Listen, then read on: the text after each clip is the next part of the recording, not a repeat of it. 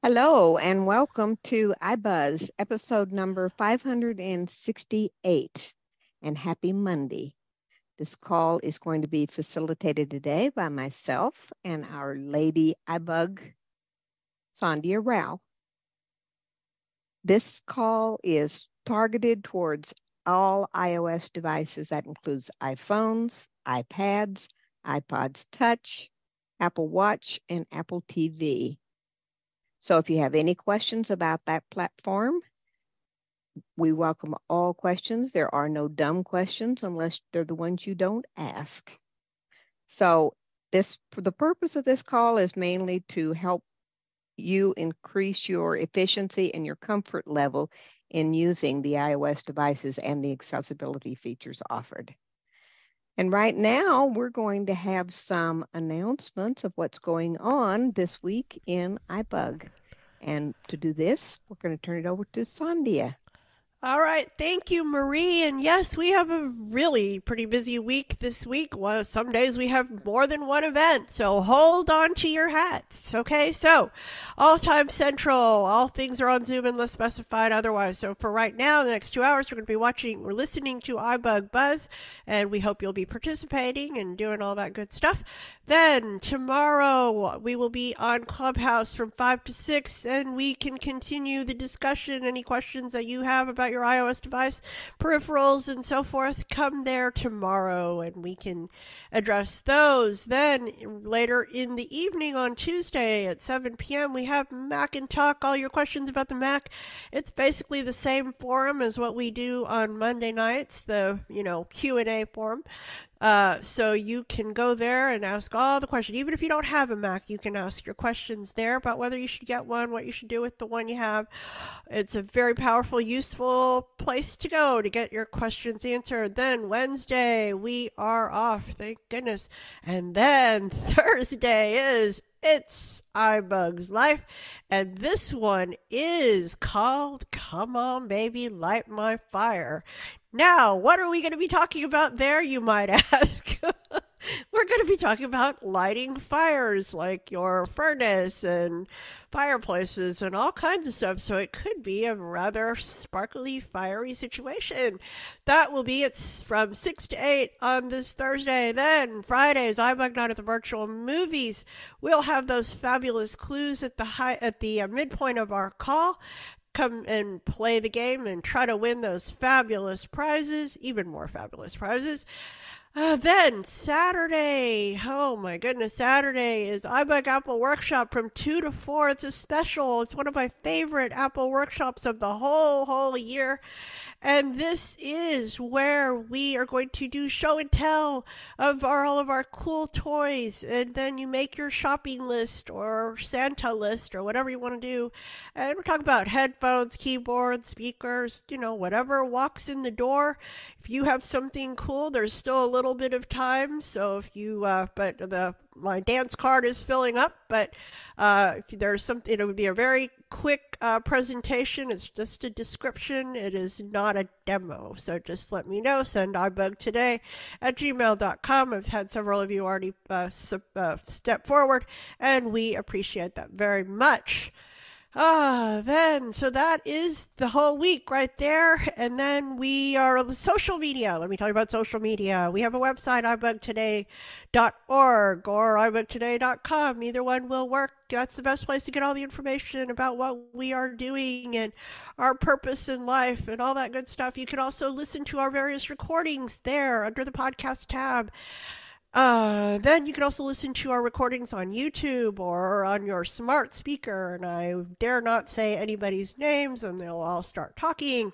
Let's see. We have a Facebook. It's facebook.com/group/iBugToday for all the information. You can post questions and help other people with their questions. We also have a Twitter account.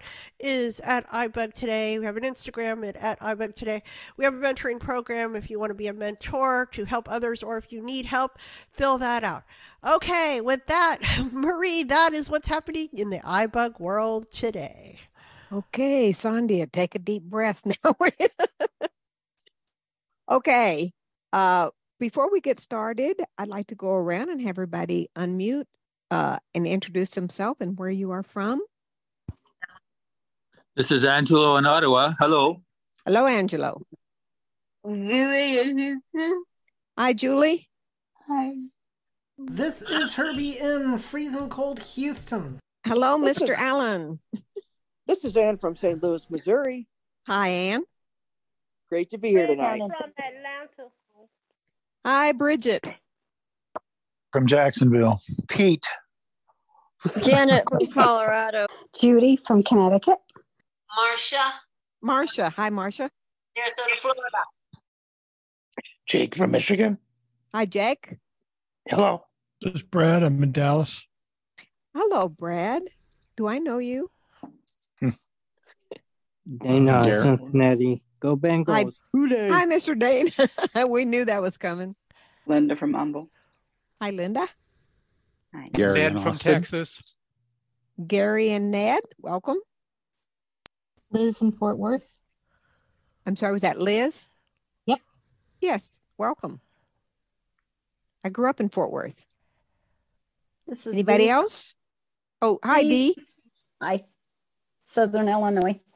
Yeah, Teresa from Ontario. Hi, Teresa. Hi. Greg in Texas. Hello, Greg. Aline from Arizona. Hi, Aline. Sandhya in Houston. Miss Sandhya. Is that everybody? I don't believe I heard any new names. Anybody here for the first time? I think we're all repeaters. Yeah, okay. Repeat offenders, yes. Yes. Okay, who has our first very important, crucial question to ask? I could go. This is Judy. Go for it, Judy. Okay. Does anybody know? I know there's like two ways to do dictation. You can go into the thread and then, hit the dictate button. And that way, I know you can edit your message. But if you're doing it the other way, like asking Siri to dictate a message, does anybody know if when he reads it back to you and he's made a million mistakes, is there a way to edit a message that way when you've dictated it through Siri? Okay, who's got an answer for Judy? This is Pete. Okay, go ahead, Pete. I didn't know you could not edit it. I would find my insertion point in the text field where Siri entered the text and proceed to edit it. Does that not work? Not anymore. You used to be able to do that a few versions ago, but I can't find it. This is Brad. Go ahead, Brad.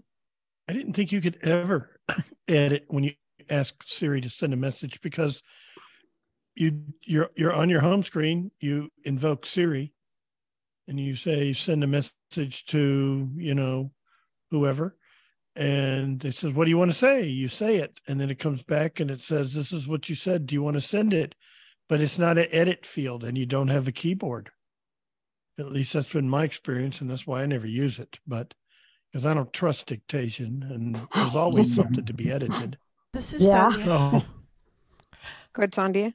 I thought I kept it. So you dictate something and then you can swipe to the left. I'll go and practice and check it out, but you can edit, it shows you VoiceOver will read you and you can edit what you have typed or what you have dictated to Siri.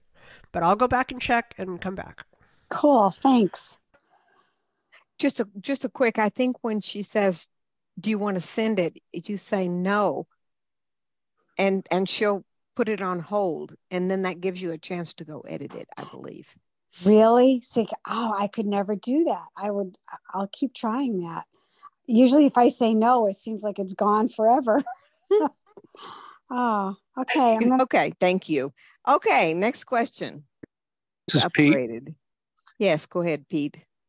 In Facebook, my first tact is usually to go to my notifications tab and check any updates that I've gotten from my friends and whatnot in notifications. And I found in the last update of Facebook that where my notifications used to begin toward the top is now a list of missed, it's called missed friends updates or something like that. Has anybody noticed that? And if so, does anyone know of a way to hide that? Okay, some Facebook users. This is Anybody know? Ned. Go ahead, Ned. Yes, I've noticed it as well, but I just ignore it. So I don't know what to do with it, but I just ignore it. Yeah, this is Pete. Go ahead, Pete. The problem is if you try to flick down through your list of friends, it seems to list every one of your friends, which would take obviously forever if you're a popular guy like me to flick through them all to get to your very first notification. The notifications begin at the bottom of the list of friends. So it's an annoyance, and I could touch down below that and I can work around it that way, but it's a pain in the neck. Okay, thank you. Okay, new question? Or anybody else have some information about the Facebook issue? This is Helene. Go ahead, Helene. I have a question that goes back to when Sri did his presentation for the Apple Watch. He said he's going to check, and I don't know if Sri is even on the call now, about whether the Apple Watch will track fitness steps, how many steps you do. So if anyone else knows about it because they have an Apple Watch, if there's a way to do that. Okay. Some of you Apple Watch users, do you have an answer for Helene? This is Herbie. Go ahead, Herbie. So you're wanting to track steps? This is Brad. Go ahead, Brad. I'm thinking it's in the health app on your iPhone, because the other day I got a notification on my watch about how many steps I'd climbed. I think Helene's asking about steps you walk, but I got a notification about steps I'd climbed, and it told me to do something in the health app on my iPhone. So I went and looked at it, and it gave me a report. I can't remember what it was doing because I wasn't too interested in it. But anyway, so I'm thinking if it does it at all, it's communicating with the help app on your iPhone. Yeah, I was wondering if there was any way to stop podcast from playing the next podcast. And when you go into Apple Podcasts, I listen to a podcast, and then when that's over, it automatically starts the next one, and I don't want that. Okay, anybody got an answer on the podcast? Brad again. Go ahead, Brad.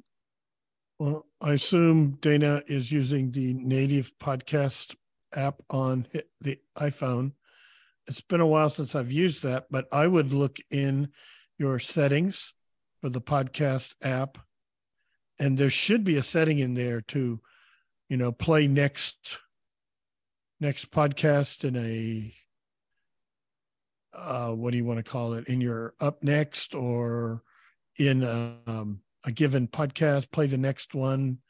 There should be a thing in there that says to do that, or you can turn it off. But I'd look in settings. Okay. Settings and podcast. All right. Thank you, Brad. I'll try I use the Overcast app, and there's a setting in its settings for that.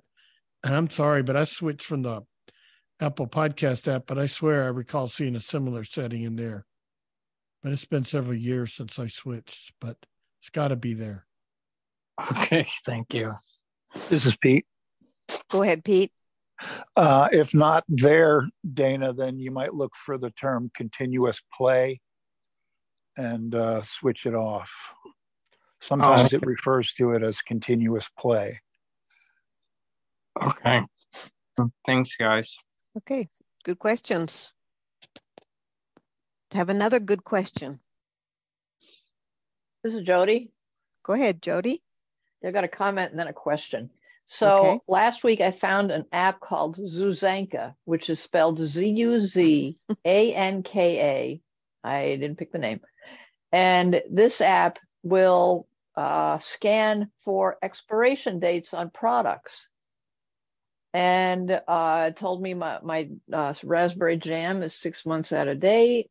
And, you know, it's kind of hit or miss on, on how it can capture them, but it does pick up on your expiration dates. And it's really cool. It is a free app for 2 weeks. And then it's either $1.99 a month or $7 for 6 months or $13 for a year, or you can buy it outright for a lifetime for $19.95. So I just wanted to tell everybody about that. And again, it's spelled Zuzanka. And so that's my comment. And then my question is, okay, we got a foot of snow today and our power went out just as my daughter was about to cook her dinner.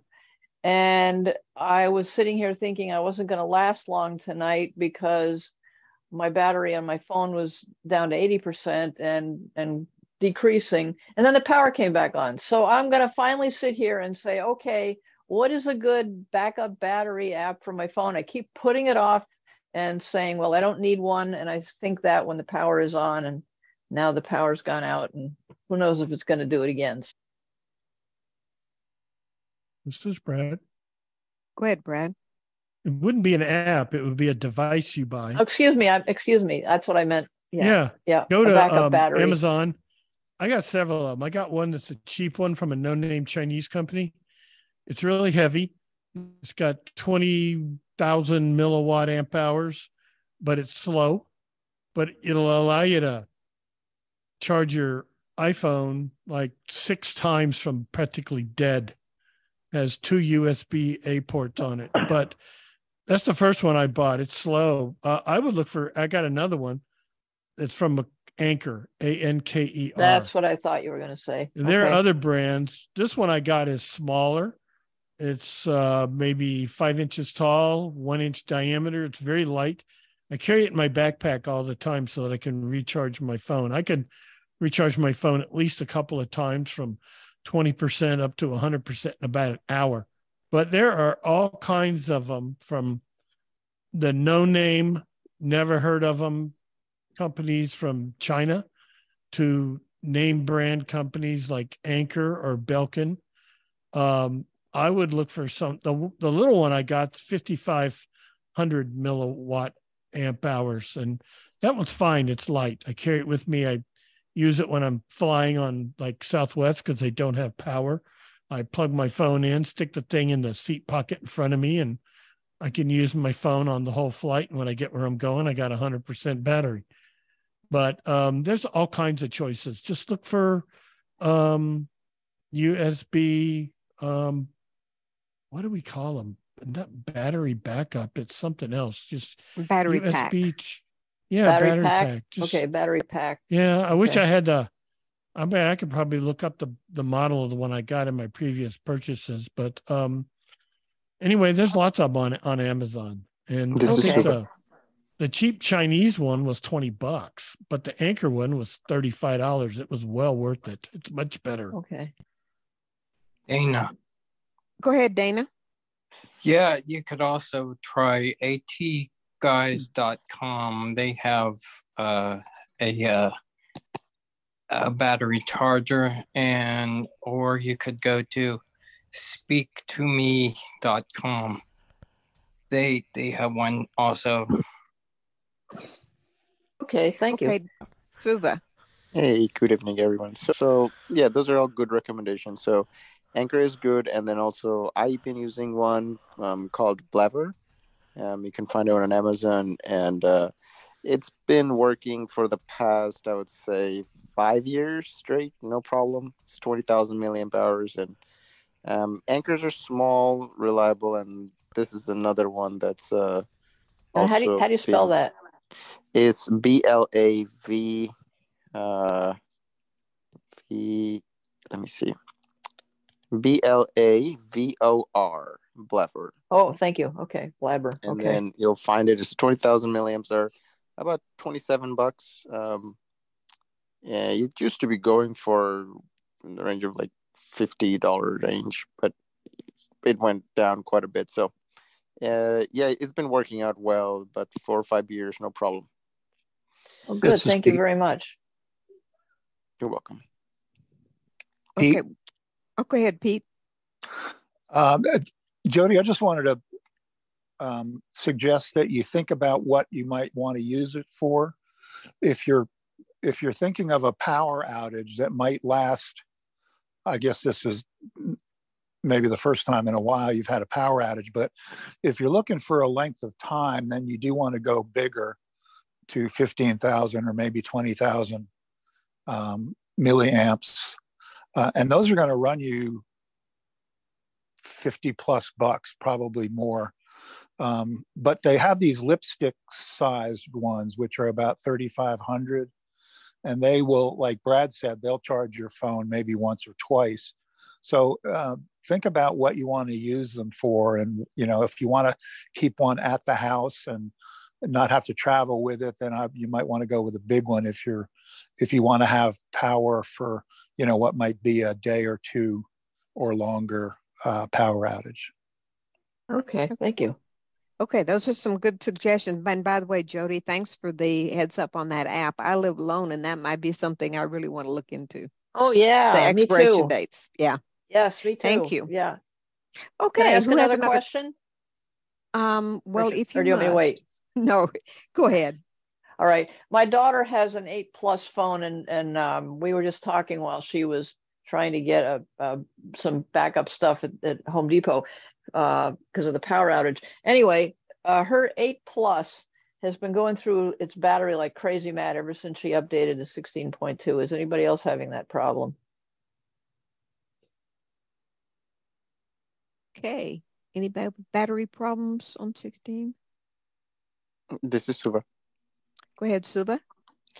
So I also have a 8+, and I haven't updated it to the 16. It's just I would recommend checking the battery health on it. Just on the 15, whatever the last edition was, 15.7, right? It is still yes, I do notice that it's decreasing a lot more faster. And so the battery health check, if you go to that and you see a 20% decrease, that could be the factor. It may not be the 16.0. Okay, well, thank you. And I'll be quiet now. Okay, next question. Bridget? Go ahead, Bridget. Yes, I go on my phone to erase emails because that's faster for me. Mm-hmm. But when I go into an email and I'm reading it and I don't want to erase it, I just want to come out of it, but I don't know how. I don't know how to go back to the main screen. Just come out the email and come back to the main screen. Okay, who can tell her how to exit from an email that she doesn't want to delete? Gary. Go ahead, Gary. There should be a back button right at the top left corner of the phone. And if you hit that, it should back you out into your list of messages. Okay, next question. Hi, this is Vanessa. Oh, go ahead, Vanessa. Hi. I have a question. I have a contact, and in my contact, I have 2 phone numbers. One is listed iPhone. The other is listed mobile phone, which really doesn't matter. Now, when I go to send a message to this particular person, and the first number which is 703, and I start to put that number, but some reason that number will not pop up. The other number, the 571, will come up. I'm wondering if anybody knows why is that happening. Oh, that sounds like a big problem. Anybody got an answer for Vanessa? Gary. Go ahead, Gary. Mm-hmm. Actually, I don't have an answer, but I have a question. Is the 571, is that the iPhone one, or is the other one the iPhone one? Actually, both of them are iPhone, but the first both one of them are is iPhones. Yes, they are. Because I was thinking maybe And the I- first one that came up was an Mhm. iPhone and the other one wasn't. So since they're both iPhones, I guess that's Yeah. This is Shri. Go ahead, Hi, Sri. Sri. It's coming up because it's going to come. It's going to pull the first number first on the list. That's why it showed up first. Guess what? The first number is not the one that's coming up, because the first one is the 703, and then the second one is the 571, and the And you're second one typing is their the one. name. How are you searching for the Well, person? I was typing the number. You typed in which? Did you type in 571, or did you type 703? 703. The 571 came up. It did, and I think I did the name too. No, maybe I didn't do the name, but yeah, the 571 always comes up. And 571 is listed as what? Well, I had it listed under mobile. Mobile. Okay. And then I changed it. But I don't think it makes it. Then I put it home, and it still comes up. Yeah. I have to take a look at it. I I've thought it was. always- I'll have to take a look at it and. Okay. See. Thank you. This is Suba. Go ahead, Suba. So, you mentioned that you were in the messaging app. I was also going to recommend that if you could attempt to go to your contacts and click on the contact that you're trying to send a message to. And if you click, if you navigate and find the message, and there's a little message option, and that will bring down the list. If you have more than one number, it will list them. The first one, the second one, third one. It asks you to choose one, and you double click on the one you're trying to choose, and that should take you straight into the messaging app, and you can then start dictation and write the message and send it to the correct number. Okay. Well, I'll try that. Thank you. This is Shri. Go ahead, Shri. One question I just thought about, it happens to me here, is it determines which number I'm using typically to send the text message to. Because sometimes I see it says you typically send text message using this number, and it picks that number because it previously was used. Yeah, I've done that. Yeah.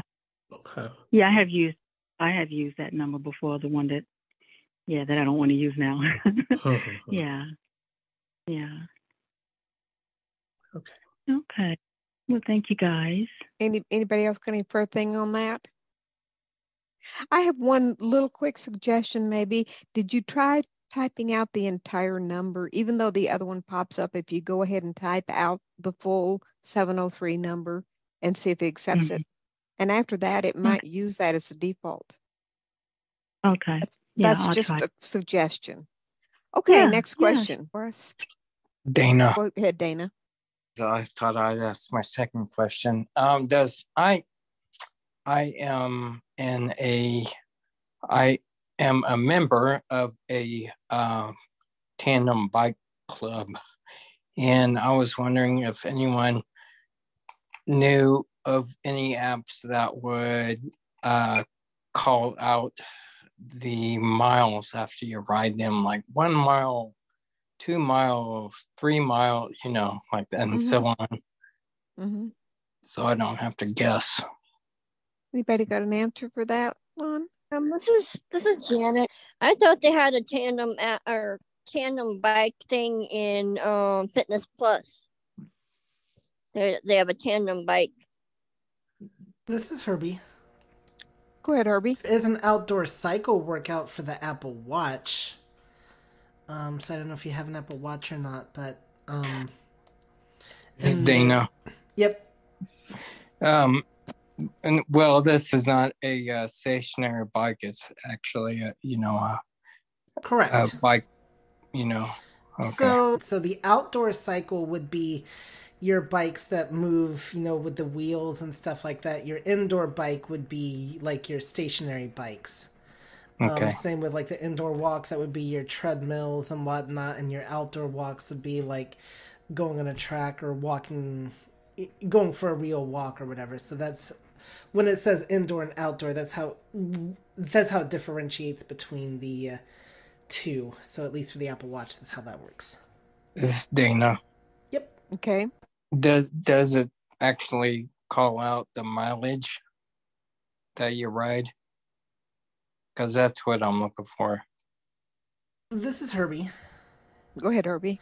When you say call out the mileage, like as you're going along, or when you're looking at the watch? Yes, as I'm going along. And no, I don't have a watch now.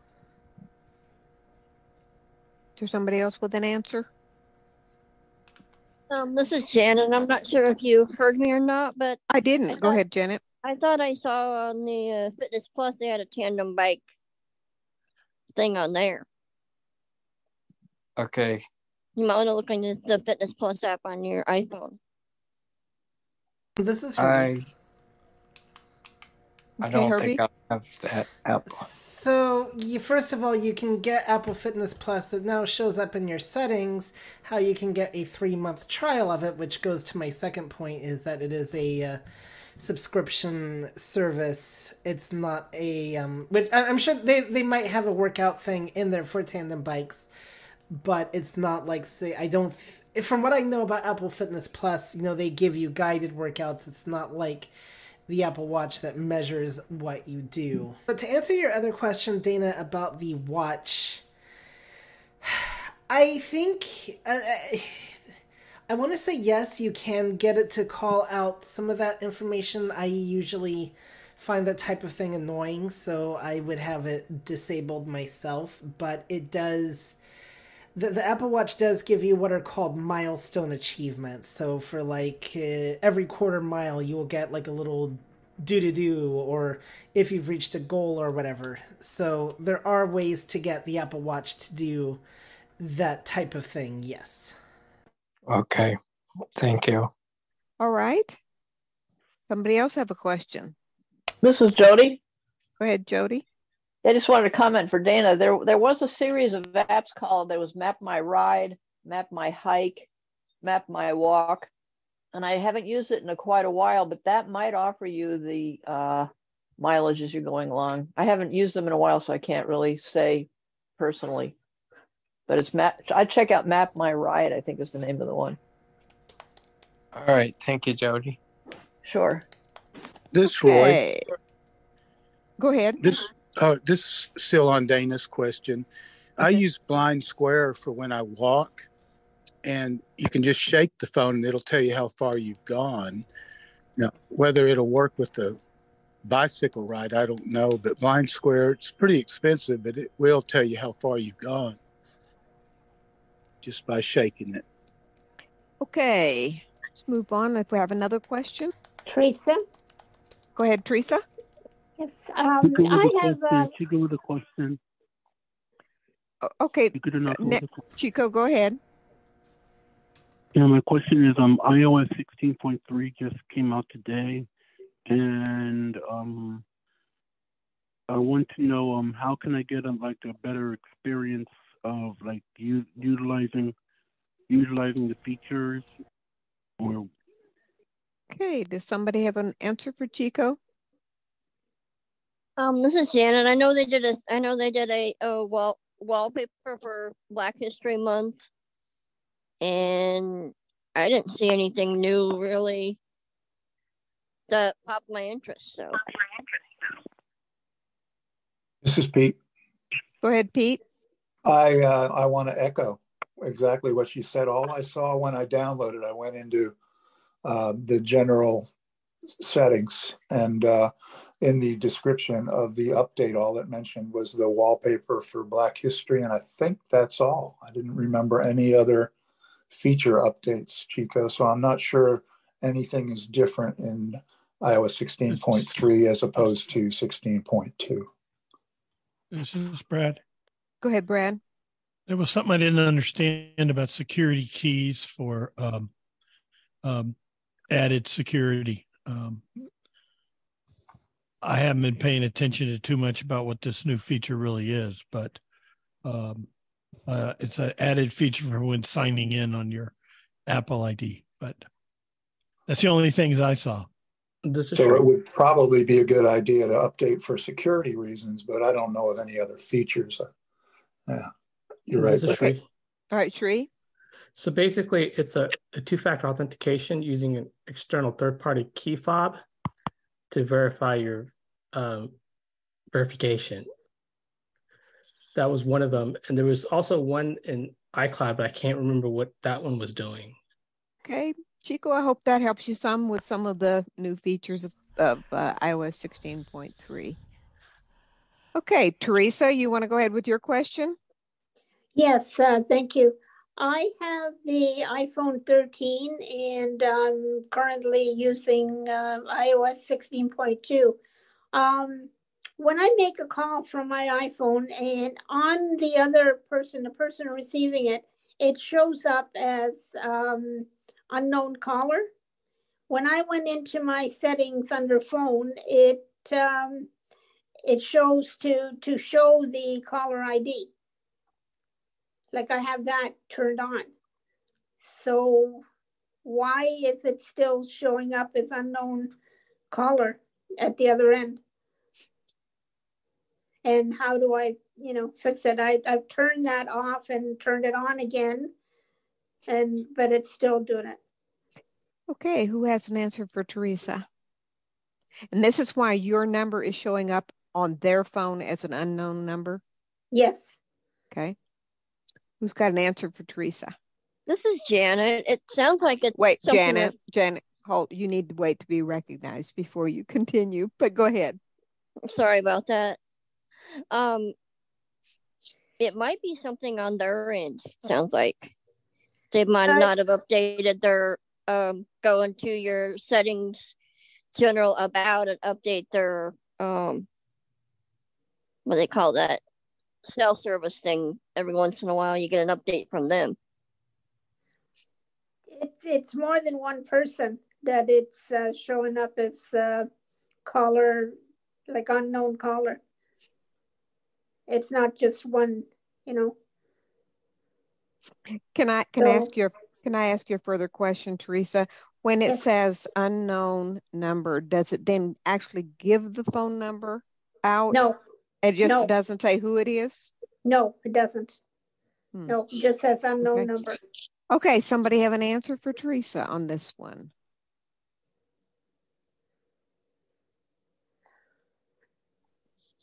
This is Sri.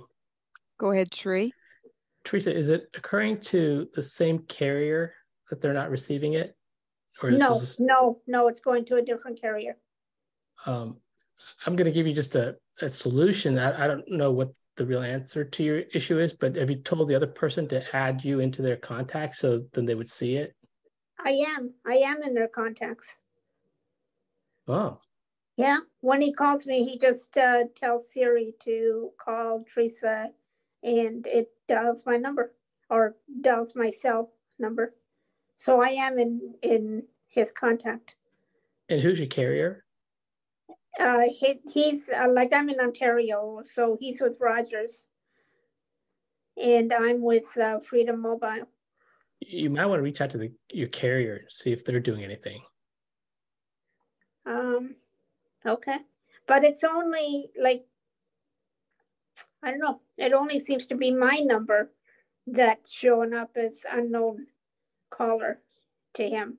When anybody else calls, their name appears, or if they're not in his contact, then the phone number appears.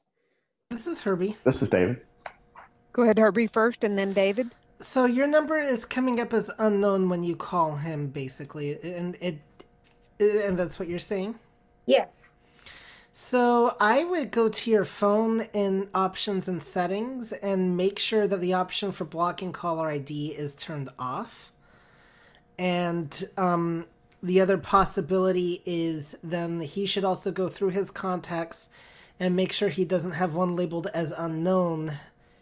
Because that would be another reason why it could come up as unknown number. Let's say if he added in your phone number in again, but he didn't add in a name. So that's another possibility that I could, I would consider. So David? Oh, hey, yeah, I was. So is it just for you're calling one person or several people to see the unknown caller? I wasn't clear on that. I mean, Several people. yeah. So I was thinking maybe it's something with your SIM card or or like they said, your carrier. You might need to call them and just say, "Hey, people are showing my my number is unknown when I call them." Right. I mean, and is it a new phone or is it a same phone you've had? No, it's the iPhone 13. I've had it Yeah. over a year now. It was a year in November. Yeah. You can always do like the phone reset too. Sometimes that fixes weird things, Perfect. but Yeah. that's all I could think of. Okay. Well, thank you very much, everyone. I'll try the reset, and I'll try the carrier. I'm sorry. This is Jody. Oh, go ahead, Jody.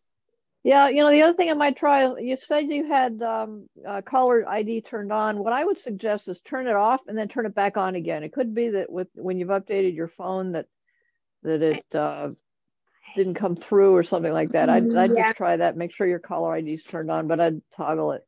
I did that. And okay, I'm sorry. Yeah. No, no, thank you. Thank you. But I tried that. Who's got another question? This is David. Go ahead, David.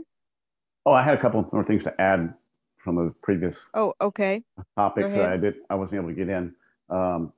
So for tracking your workouts, like for the mileage, like the little mileage readout, you can use an app called Strava, Strava.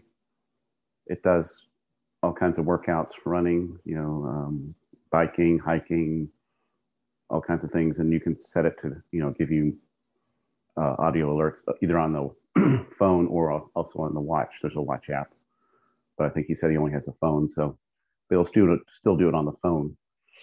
That's just another option.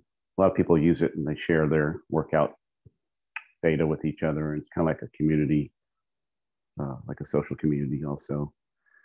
Another thing with that expiration app, which I forget how to pronounce it, the Z one, they said you can use it free for once per day with not having to sign up for a plan. Zuanka, I believe she called it. Yeah, there's a very detailed podcast on AppleViz today. I just listened to it with the anonymous guy. He goes into very detail how to use it and what he likes about it and what he doesn't like about it. And, yep, that's all. Oh, this is Jody. Thanks, David. Go ahead, Jody. Yeah, thank you. It's spelled Zuzanka. Next question. Got a quick question. Quick one. Yes. Because it's almost time for the big reveal. This is Debbie Detheridge from Go ahead, Louisville. Debbie. Go ahead.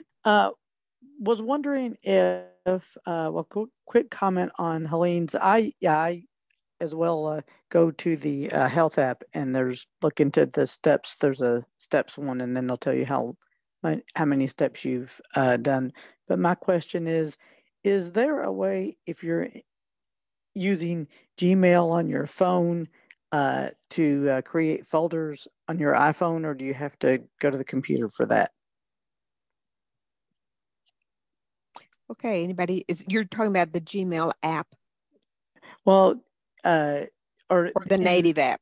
The mail app on your phone. Like I've got my email addresses listed, and if I want to create another folder. Okay. Anybody have a question? An answer for her? Go ahead, Brad. When you're using the stock mail app on your iPhone, and email is your provider, I believe when you go to your list of folders, there should be an edit button it's been a while since I've done this, in the upper right corner. And it should allow you there should be an option in there to create a new folder. Perhaps the button's down the lower right corner, but you should be able to create a new folder. Where do you go how do you get to where it says folders on the phone? Okay, you're in your email, you're looking at the inbox. Up in the upper left corner should be a button that takes you back to your list of folders. Once you're in there, I believe it's in the upper right, is a button that says edit.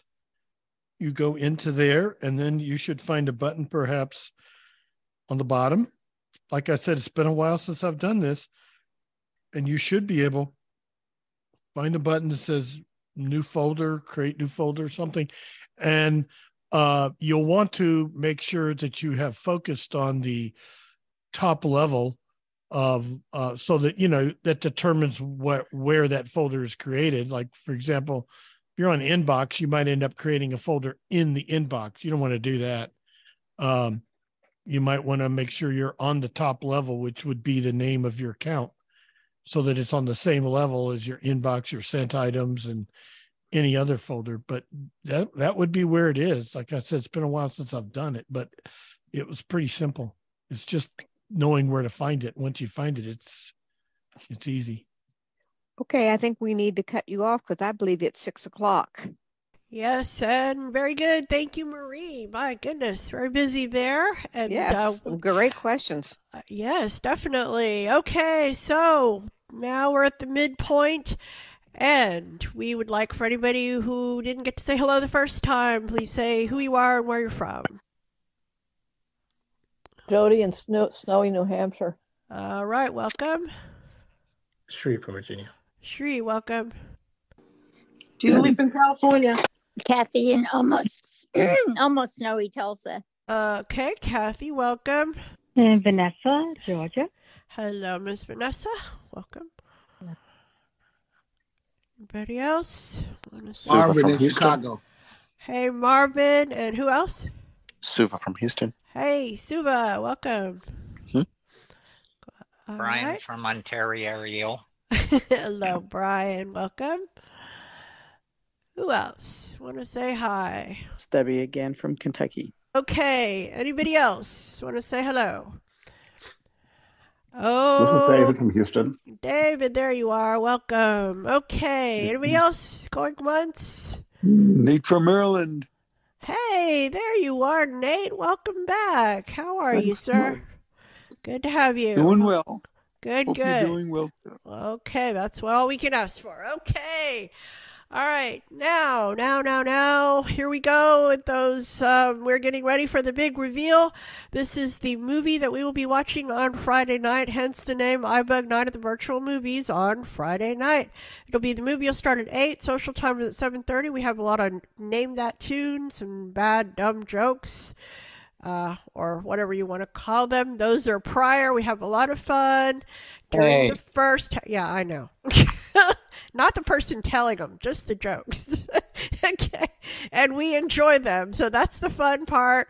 Then after the movie, you have a discussion, we critique it, and then we do lots of trivia. So that'll be this Friday. And for those inscrutable clues, shall we say, we're going to hand it over to our very own iBUG guy, because I heard that special guest from last week has been banned from future presentations. So let's go, Mr. iBUG guy. Are you there?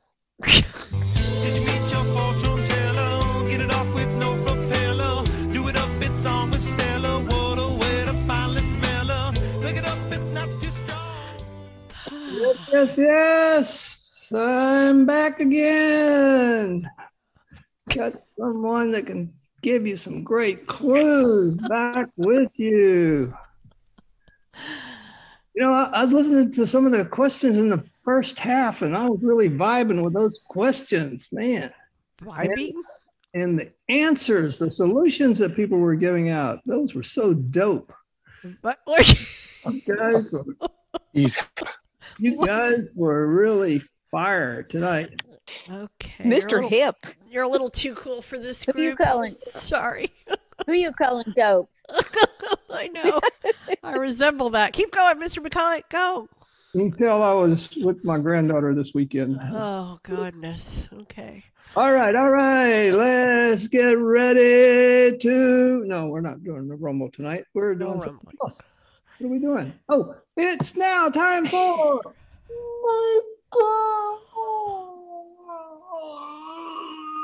Oh, my goodness. Okay. All right. We've got some great clues for tonight's movie. And who's providing our clues tonight? Oh, David Robert Jones. Whoa. All right. No, nobody clapped for that. I'm surprised. Okay, here we go. I don't know who that is. We got some rules. We always have rules. Rule number 1 Oh, no. is you get 1 guess per clue. And rule number 2, you get 5 guesses in total. And just like on the regular program, don't shout out any information other than the title. Well, don't even shout out the title. Say your name first, and then you can shout out the title.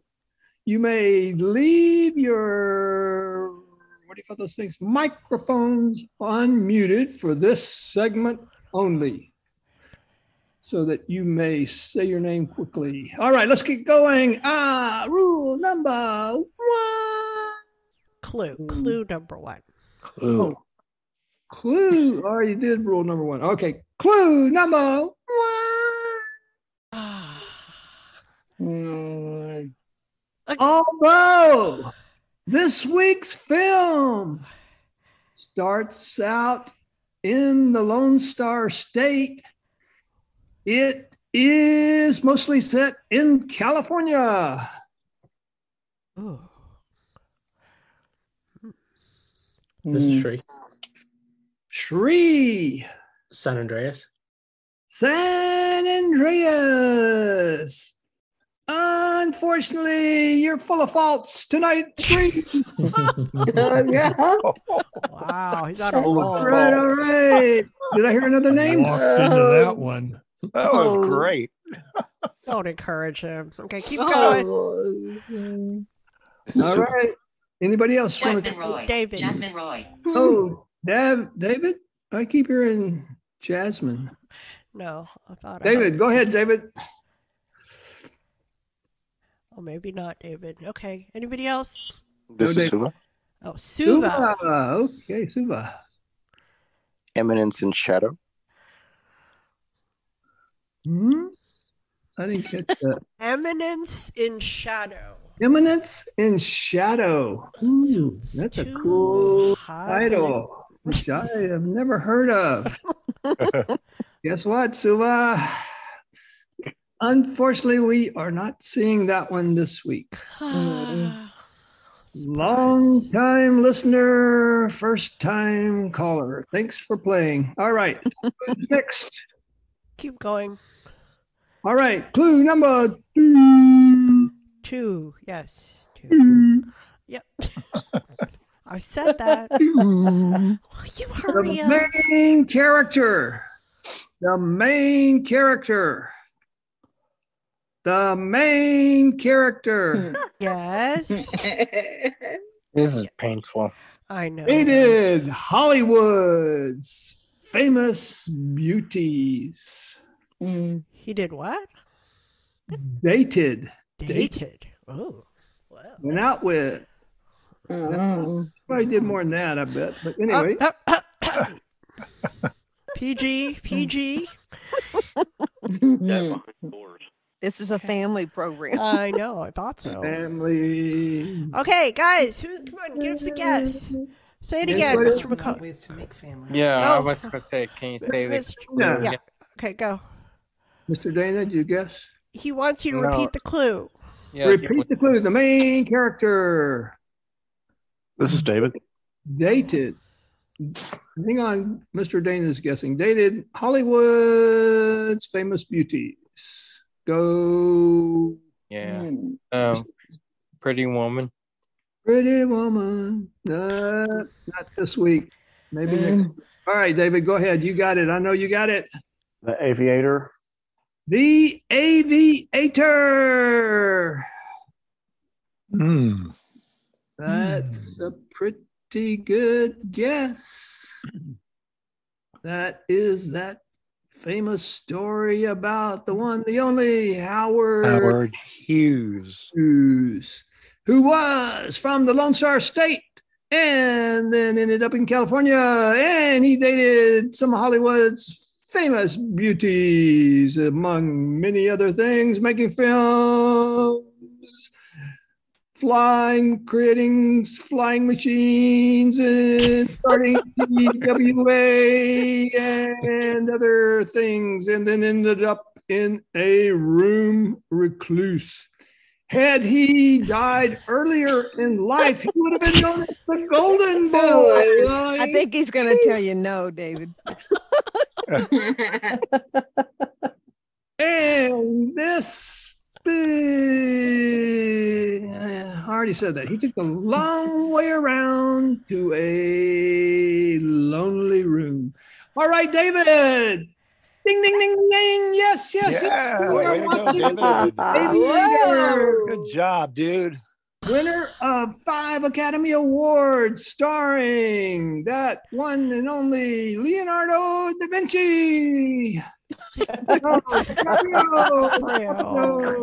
DiCaprio. All right. So painful. It's so painful, yes. All right, that was 15 minutes of my All life. right. Back. All right. All right. What are we out for tonight? Yes, David is going to be the the winner of the Hughes H4 Hercules, commonly known as the Spruce Goose, and I bet you didn't know that it was larger, 6 times larger than any aircraft at that time, and it was made completely of wood, hence the name Spruce, because it was wartime and they couldn't use aluminum. So, aluminum, or however they say that in England. But anyway, so David, good job, good guess. Aluminium. Yes, okay, so David, hold on to your plane and you're all set to go. And that All right, plane with is that, up we in are your muting garage. everybody. Need to borrow. Thank God. They're all gone. Okay. Okay, thank you, Mr. McCullough.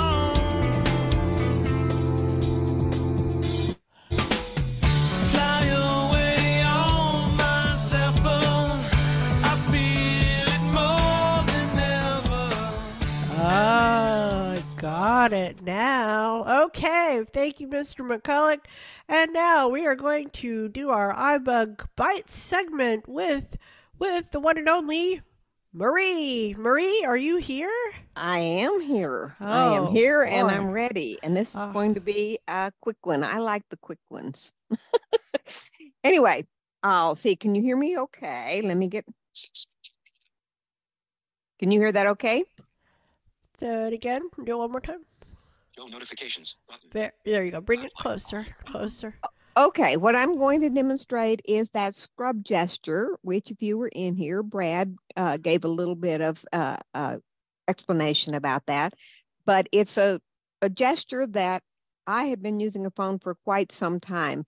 And I know how often it's hard. A lot of people say, put your finger in the top left-hand corner. And sometimes you can find the back button and sometimes you cannot. So then you can swipe left, but if you're way down at the bottom of the screen, sometimes that's quite timely. So I don't remember exactly where I first heard about the scrub gesture, but I now use it all the time. It just becomes second nature. Does not work in all apps. It will work in some third-party apps, but not all. And I think it works in most of the stock iPhone apps that come with your phone. And where I find it most useful is when you get into something, and I'm going to go into settings. Okay. Set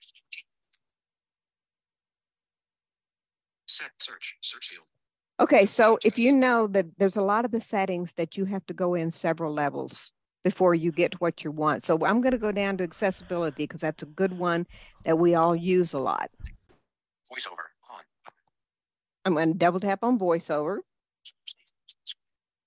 Tap once to select. Double tap to act. Learn more. Voiceover practice button. Tip. Detection mode. Magnet. Speaking rate. Heading. Okay, I'm going to go into speaking rate. Well, let's get one that has a few more options. Speaking rate. Okay, speech. Alex. Okay, so you're going to go in and it's telling me right now my default voice is Alex. Okay, and that's fine. I'm not going to change anything. So it's then got into pronunciation button. So we'll tap on that. Okay, now I'm going to decide that I don't want any of these options and I want to go back, but I don't want to leave it this deep into the accessibility settings. So what I do is I take 2 fingers. You can put them almost anywhere on the screen, but the best, I kind of just put it in the middle of the screen. It doesn't have to be exact.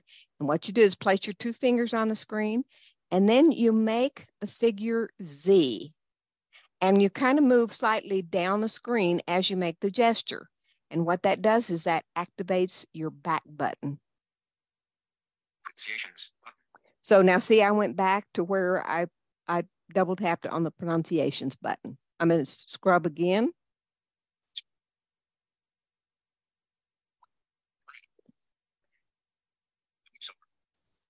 Okay, now I went to voiceover. I went back to accessibility. Okay, so I'm back on the home screen. But what it does is just go back whatever levels that you have gotten into. And I guess there is the other scrub gesture is you can take those 2 fingers and you can move up and down. I am not very well practiced at that, so I don't know how well I can do at it, but I'll give it a try.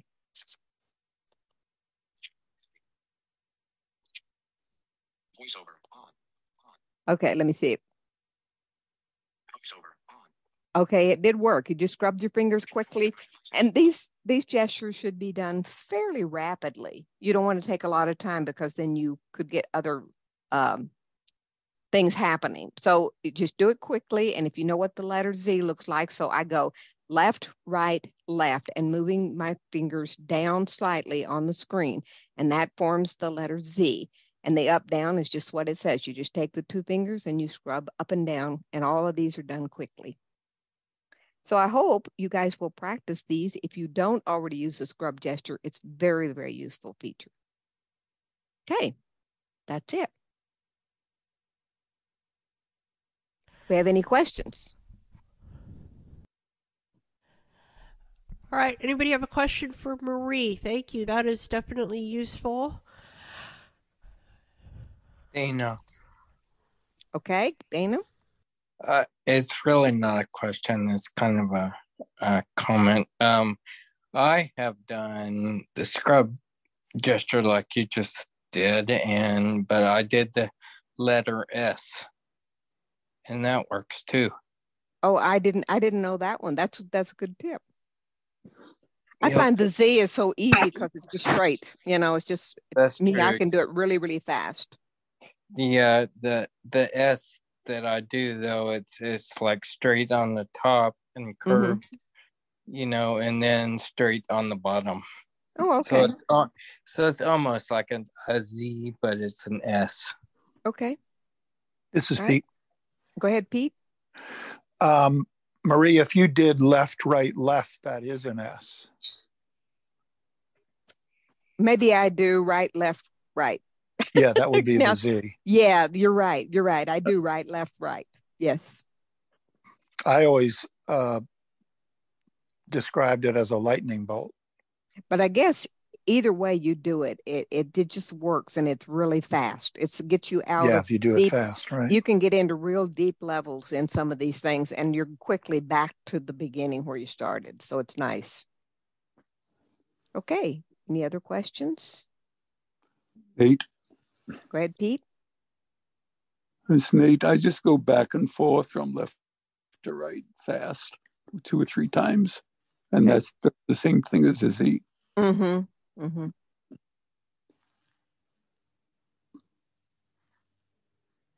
It's pretty self-explanatory. I don't think, it's just like I say, it's just a real useful. It takes a while to get in the habit of using it. But once you do, I almost never go look for the back button any longer.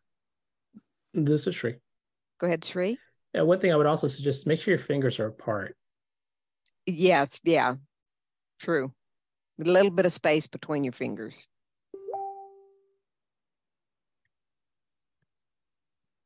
Okay, Sandhya, are we ready to go on with the second half of our Q&A?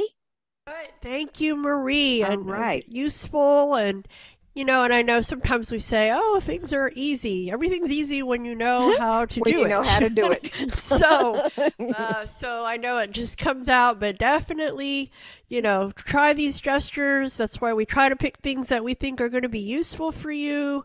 And, if you have a gesture that you would like to talk about, let us know. Send me an email and say, hey, I want to talk about whatever gesture. We'd love to have you, So we'd love to get more people involved. So send us an email, ibugtoday@gmail.com. Okay, then we'll get some new people. Okay, well, we love the old people, but we could always use new people too. Okay, now who did not get a chance to ask a question? We have lots of people. Somebody Michael. new? Who? Michael. Michael. Yes, sir. Yeah, someone please remind me how to turn. All right, I've got my phone and it's ringing on my iPad. I think when I upgraded my iPad OS, it started ringing. How do I make it not ring on my iPad? I forget what the setting is. All right. Who can help Michael stop his iPad from ringing? Yes, there is. This is Greg. Go, Greg. You can put your iPad in airplane mode. Oh, wow. This is Shri. Okay, Shri. I think you can go to your phone settings, and then there's a thing that says other devices, and you can just turn off those devices. Yes. Answer calls on other devices. That's Disable it. that. Yeah. Right. Thank you. Yeah, okay, that's right. I kept looking on my iPad thinking the setting was there. Okay, it's on the phone. Yeah. You got it. Thank you. All right, very good. Great question, Mr. McCulloch. Okay, all right. Done being nice for today. Who's next? Somebody new. This is Terry. Okay, go Terry. And then Bridget, Miss Bridget, will come right back to you. Hang on. Okay, go Terry. With the swipe gesture, if you're in, let's say, 3 or 4 levels in, do you have to keep swiping till you get back to the home screen, if that's where you want to go, several different times? Or does it just, once you do the swipe gesture, it automatically takes you all the way out? Go, Miss Marie. Remember. Yeah, go. No, absolutely. You go one level at a time. So the scrub gesture takes you back one. It's the one press on the back button. So yes, you have to do a back for each level. Right. Great question. This is Shri. Go Shri. And it can't take you to the home screen. So it'll take you back to the main screen of whatever app you opened up, but it won't take you to the home screen. Okay. Thank you. Oh, that's what I meant. Yeah, sorry. You're right. Thank you. Okay. Very good. Next, Miss Bridget, we're ready for your question. Okay, someone sent me a text, a recipe in a text. Uh-huh. So I wanted to send it to someone else. Uh-oh. So somehow the person I wanted to send it to, their number went to the person that sent it. And I was trying to send the recipe she sent me to him, but his number went to her phone. Oh, boy. Wow. So how would I send a text? Okay. Yeah, text, yes. Okay, well, first we have to know, what was the recipe for? That's the most important thing. It was a chili cooked in a crock pot. Oh, okay. All right. So I think what you're trying to do, so somebody sent you a message and you want to forward that text message with the recipe for chili in a crock pot to somebody else, right? And you tried to do that, but what happened? It went to the lady who sent it to you? No, his number went to her phone. Okay, I'm not sure how that happened, but anybody have any, because I mean, if it's purely, did you try to do a forward? Did you forward the message? Is that how you tried to send it to your friend, the second person? No, think I did maybe in dictation put his number in there, and I thought it would send the recipe to him, but it sent his number to her phone. Okay, let's talk about this. Okay, who would like to explain?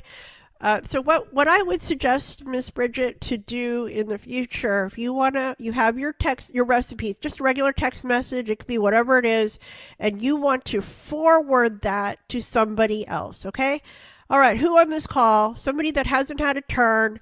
We'd like to hear somebody explain this procedure of how to forward a text message. We'd really like to give somebody who knew that hasn't had a chance to talk. Who would like to do that? Who would like to explain? David, thank you. Go, David. Well, I have another idea. Most of these recipes are on websites. I assume this is like a link to a website that has the recipe that they sent you.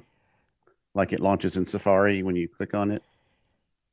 No, I don't know how she sent it. She just sent it from her text, I guess, to my text. But when you double tap on it, it opens it up right into like a website with all the instructions and the ingredients. No, when it's just written out in the text. Oh, it's all written out in the text. Oh, okay. Yeah. All right. Well, never mind. No, it's not. Okay, but tell her how to forward a message. This is Ned. Okay, go, Ned. Well, I'm not sure, but wouldn't you double tap on it and then a message comes up to copy it? Okay, you can do it that way. And then you copy it. Uh-huh. And then you go down to your text box, open that up, and then you paste it in there. Right. And then, the text box to that person you want to send it to. Uh-huh. And then you push the green arrow or the arrow for the send button. All right, so that's one way, copying the whole text and then creating a new message to somebody new. But there's another easier way. Go ahead, Pete. If you open your text message, Bridget, and then you flick up with one finger until you reach a more button, do a double tap on the more button, and at the bottom of your screen, you'll see a button that reads forward. And then you double tap on that forward. And I'm saying double tap with one finger, you double tap. And then at the top, you'll see a text field where you can put the person's number or name in that you want to forward it to. All right, very good, Pete. So there you go, Miss Bridget. That's probably the quickest way to do it. I know it sounds like a lot of steps, but definitely practice and just go to more, swipe up, go to more, then forward, type in the person's name, and then it will go to that person. Okay? Yes, all right, and good luck with the chili. All right, next. Who's next? This is Suva. Go, Suva. Hi. So I'm not sure if anybody had any experience with the Bookshare app. They have launched a Bookshare app. And just to kind of see if anybody have any experience. Yeah, we kind of have talked about that. Anybody want to share anybody has played with the Bookshare app? I think we talked about it last week. Anybody, quick summary? This is Jody. Go, Jody. Yes, it's a very simple app. It doesn't have any of the features that you'd find in the VoiceStream reader, but it is free. So once you've opened the app, it gives you a brief message, a tutorial, but you of course have to put in your Bookshare username and password. Once you do that, you have a search box at the top of the page, and you type in the same way you'd search for a book in the other apps that you can use, and then you get the list. And it's very quick. It's very straightforward as far as that goes, but it's very easy to use. It's kind of self-explanatory. But the one thing I did want to say is I renewed my Bookshare membership last week, and I was talking to the customer service lady about the app, and she said that it's still in the beginning stages and it's got some glitches. And she said, you can always give us feedback if you have problems with it. So, there might be problems with it I didn't experience any, but I didn't use it that much because, to tell you the truth, I do use the voice dream reader when I'm reading a book, share a book. But you can give it a try and give them feedback if you ever run into any problems. Very good. Thank you, Jody. There you go, Suba. Good luck. Okay. Thanks. Next. New question. Somebody new. Karen. Go, Karen. Welcome. Thank you. Sometimes when I ask Siri things, her sound will drop dramatically to the point where it's just like, really? I'm not going to put the phone, up to my ear like that to listen. It goes through this phase for I don't know how long. I just wait and come back and just ask her later after 10, 15 minutes or whatever. Has that ever happened to anyone? So her volume, the Siri volume is very low? Yeah, it just drops. Like if I say, okay. I'll say message so and so, Uh-huh. and then her volume just drops dramatically. It doesn't happen all the time.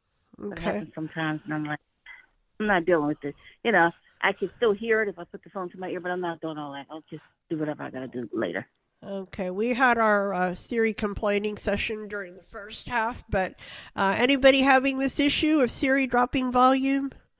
Don't want to trigger her. Anybody? Thank you, Karen. This is Shree. Go, Shree.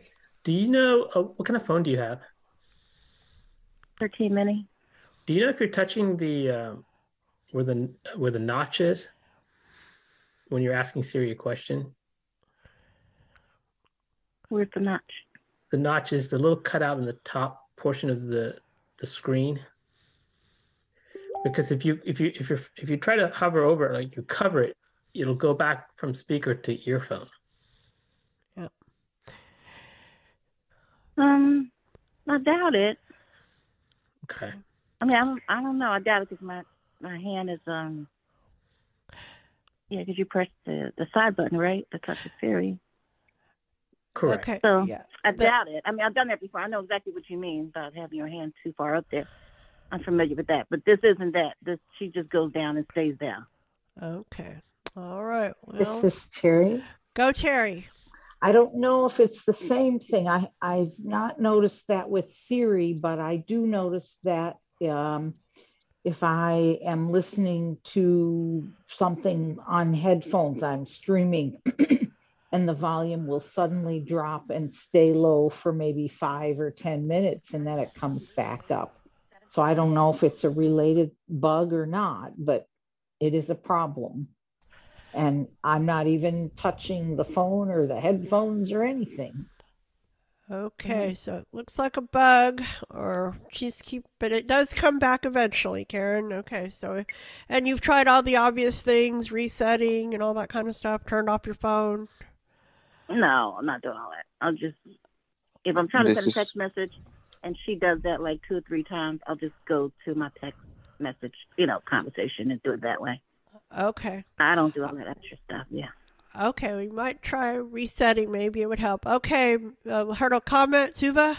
This is Suva. Yep. Go. So when you bring up the Siri, just turn up the, click a couple of times the volume up button. See if that will bring it back up to keep it at the higher level. So when you bring up the Siri, hit the volume up while the Siri's up, and see if that will fix anything. Okay, very good. Thank you, Suba. Good question, Karen. Okay, moving on. Who's next? Somebody new, hasn't had a turn. Raheel. Go ahead, Raheel. Welcome back. Go ahead. Thank you very much. How can I fix the Braille screen input so the .4 is next to the .5 instead of .5 coming first and then .4 after that? Okay, so it's reorganized. Yeah, so, okay. Braille This is screen Herbie. input. Go, Herbie, quickly. I Go ahead. tried organizing it and Okay, hang on. Let Herbie tell you. So Hold I on. think so. There's 2 modes for Braille screen input, and I think you have it in the standard tabletop mode. So you need to switch it to screen away mode, and that will rearrange the dots into a Braille cell. So I think that's what you were looking for, is to And switch it to screen away mode. And how do I do the screen away mode? Because mostly it's tabletop mode, even though it sits on my lap and all that, you know. So screen away, picture a braille cell, and you're just picture yourself typing in a braille cell, literally, and so that's how your fingers will be placed, is in that type of format. Okay. This is Terry. Okay, go Terry. If your phone is just sitting flat on your lap, it's going to be in tabletop mode. In order to get it to screen away mode, you have to have the screen facing away from you. So facing like across the room from you.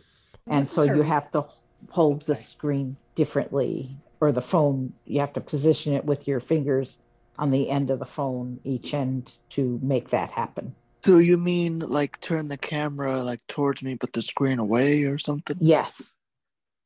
This is Herbie. Okay, go Herbie. You can lock you can lock the orientation. So if you lock it, the orientation, then you can hold the phone in either mode, in either position. So if you lock the orientation, then you can use screen away mode by holding your phone on your lap. So. And then how do you lock that? It's either a 3-finger swipe up or a 3-finger swipe down. I forget which. I want to say, and it can depend on how your phone's facing, but it's one of those, and it'll say orientation locked. So, Ooh, great question. Good answers. Okay, moving on. Next, somebody new. Has another turn. Elisa? Go, Elisa. I noticed that when I was coming to the call on Zoom, did they change the video thingy where you just come in without the video showing? Because it usually says preview, and now it doesn't even say preview. All right. Anybody notice anything different? I think. This is Karen. Go, Karen. Yeah, I have noticed that it's a little different. This is David. Every time I see Zoom, it just looks different, depending on the meeting. But I have noticed something recently different, and it's some screen that says join with video, join without video, and all this other stuff, or always join with video. All right. So, I don't know, just keep swiping. Maybe you're missing that other word about. Okay, David. Thank you, Karen. Go, David. Oh, yeah, I did notice today there was no longer that choice of join with or without video. It just says join, and you just go right in, which is actually better for our meeting. But I don't know if you're going to a meeting that actually you need to be on camera. I don't know how that would work, but it does look like it's changed. I haven't used it in about a week or so, and now it is different. Elisa, no, I'm not going nowhere that needs a camera. I'm just saying for this meeting in general. Yeah, right. I know we don't use the camera here, but I'm saying, I don't know what it would be like going to another meeting that does use video. If you could still have that option to turn on your camera, because you'd have to test it out, I guess, with a more traditional meeting where they want to see you, Yeah, but maybe you don't do any of those, almost the blind meetings are no video, I guess. Okay. All right. This is Ned. Go, Ned. Yes, I was on a Zoom meeting last Thursday, and I could join with the video or without the video, but then tonight it was just join. That option wasn't given. Okay, that's what she. So I'm thinking the host has something to do with it, with how they're setting it up. I don't know.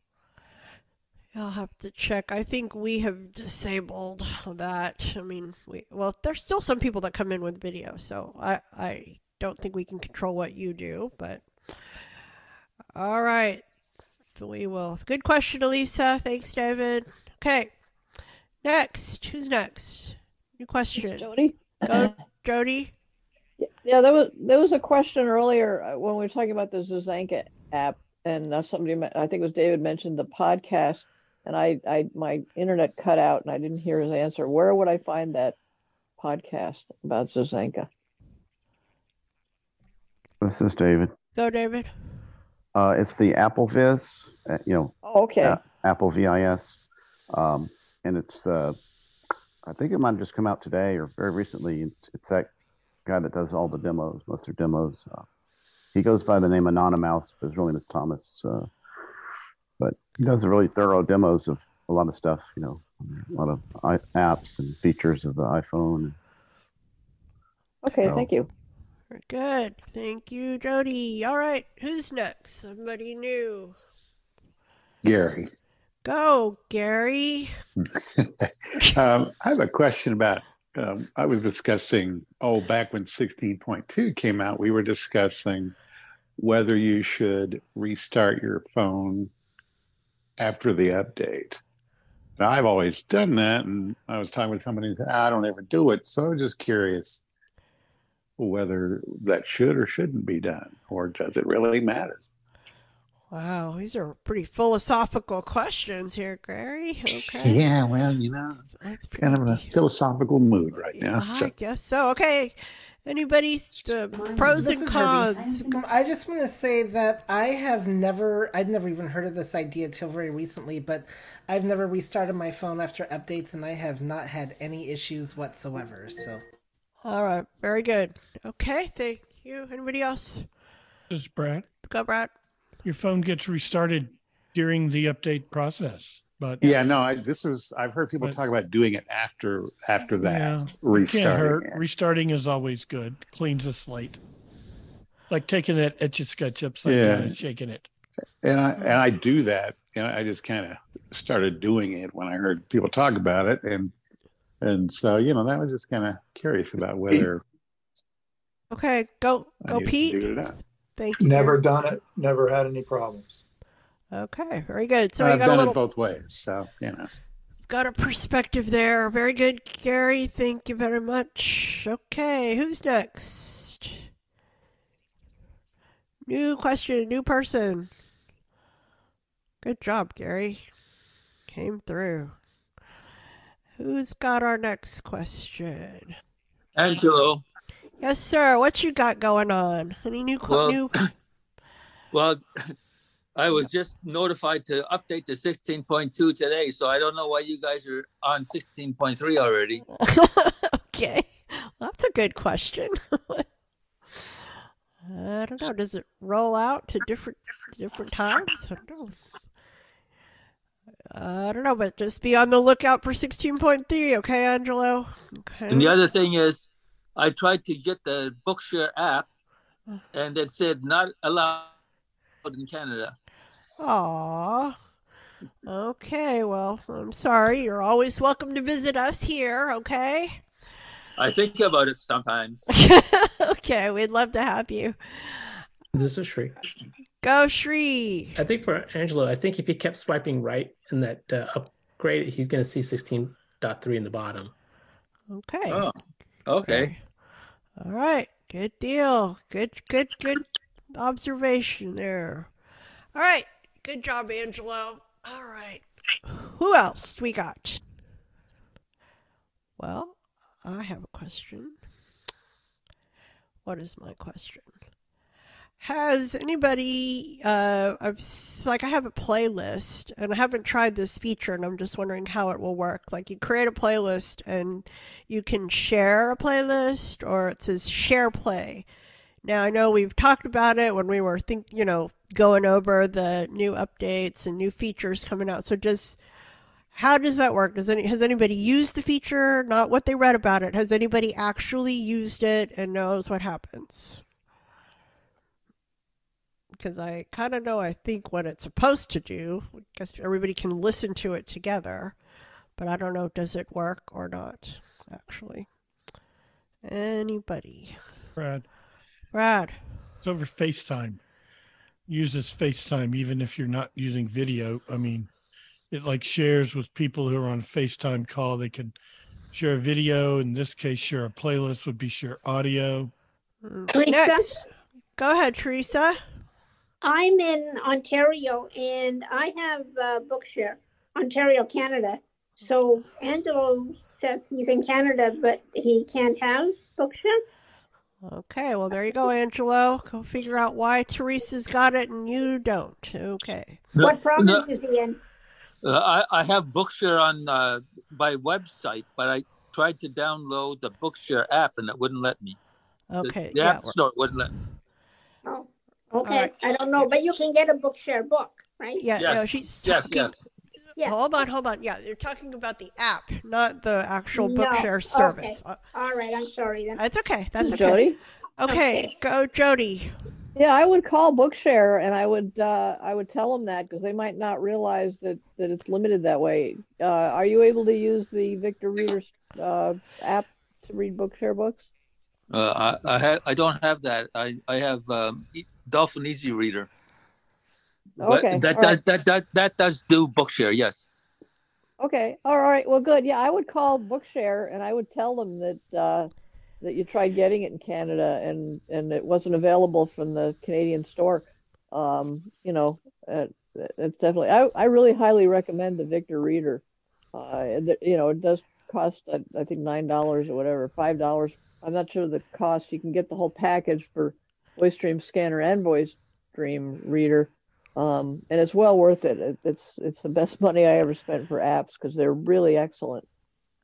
All right. I know you said Victor a minute ago. You meant VoiceStream. I meant VoiceStream. Okay. Excuse me, VoiceStream. I'm sorry, VoiceStream Scanner. All right. Okay. That's what I thought. Okay. All right. Very good. Brain's not connected. That's okay. Next question. Somebody new. All right. I've had this question. Okay, who do we have? Somebody new that hasn't had a turn yet? Like to encourage different people. Okay, I will ask my question then. I may have asked this before. So my phone says I have a voicemail. Did I already ask this question? And then I go there and it's not there. And then it shows up. So it's maybe a function of the carrier or something. I don't know why. But any thoughts? So the voicemail, it says you have a voicemail, but it won't show it to me in my voicemail. Lisa? Okay, go Elisa. David. Shree. Sorry. Do you have Do Not Disturb at that time? No, I don't think so. All right. Go Elisa. You got an answer? Does it show up afterwards? Like a little after the person calls you? Does it show up afterwards? Yeah, eventually, in another hour or so.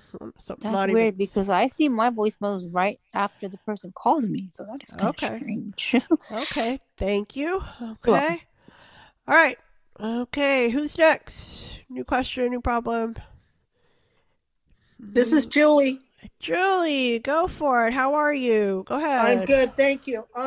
I've been wanting to know for notifications when I pull down I put my finger on the top of my phone and pull down the slide that has my notifications, and then it goes away after a few minutes. So is there a way I can have that notifications where I can read them or without the thing going away?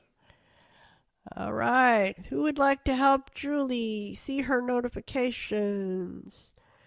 So, anybody, when you swipe down, when you're pulling down the 3-finger swipe down, that's called, you're opening the notification center. Right. And you should be able to see all of your notifications. You're saying once you do that, there's a list. Yeah, there's a list that I pull down, and then I use one finger to pull down the whole list on my home screen. And then I'm trying to read stuff, and then it'll just go away.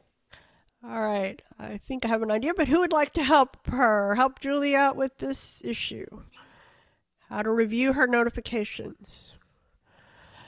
So I think, Julie, you would swipe down with all 3 fingers, and then it'll show you all of your notifications. And then I don't think those are going to go away until you get out of there. Oh. So put your finger on the status line where your battery level and time and all that is. Three fingers. Yeah, swipe 3 fingers down, and that takes you into the notification center. If anybody else has any other ideas, go ahead. Speak This now. is Shri. Go, Shri. You could also do a swipe right, then it locks into one of those notifications, so you could keep swiping right to go down the list of your notification. Oh, okay. It says options. It says options and then clear all. Right. And then if you had some notifications, it'll list all those notifications. And it also depends on how you have your notifications set up. If you have it as a stack, or I think it has a list. Yeah. And then. Right. Good question, Julie. Good job. Thank you. All right. Now, moving along. Who's next? Julie did good. Who else? Okay, even if you asked a question, you can ask one now.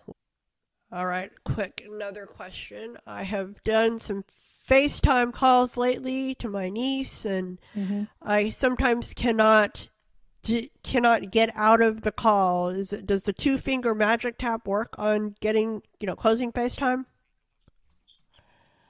This is Jody. Go, Jody. Yes. Okay. Yep, All right. 2-finger double tap works on that. All right. Thank you. This is Shri. Go, Shri. You made me think of a question. So sometimes I got a FaceTime call. I hear it ringing in everything except my phone. So basically, I received a FaceTime call. My computer was ringing, my iPad was ringing, but my phone wasn't ringing. Making a ringing sound for several reasons. Okay. So everything is ringing. Yeah. So basically, I knew that I had an incoming FaceTime call, but when I went to my phone to try and pick it up, I couldn't pick it up. Okay. I don't know. Anybody did it work on the iPad or other device? Yeah, I picked it up with the iPad, but I would think I'd be doing the same gesture that I would do on the iPad on the iPhone, but it didn't, I didn't even hear it ring on the iPhone. Okay. Fair. All right. I don't know. Anybody have any help for Shri? This is Brad. Go, Brad. Possibly the little switch on the side was flipped to the mute position, or you got do not disturb on, but it's only for your one device. It's not like, there's a setting in there when you turn on do not disturb, it makes it do it for all your devices. Maybe you just got it for just your phone. Okay. Hopefully that will help, Shri. All right. Anybody else? We're getting closer to the end. Who has a question that hasn't had a turn? This is Helene. Go, Helene. Welcome. Go ahead. I get an email and I try to read it, and it's sort of interesting that I keep trying to figure out how to get it to read. Go read me a couple of words and then we'll go to the next email. I'm just not sure how to read the email that comes in. Sometimes it's a response. Okay. All right. Anybody who hasn't had a turn would like to help Helene out? Just quickly how to read email. Or even if you've had a turn. So who would like to help Helene? This is Brad. Brad, go. Are you getting a notification on your home screen, or are you opening the Mail app?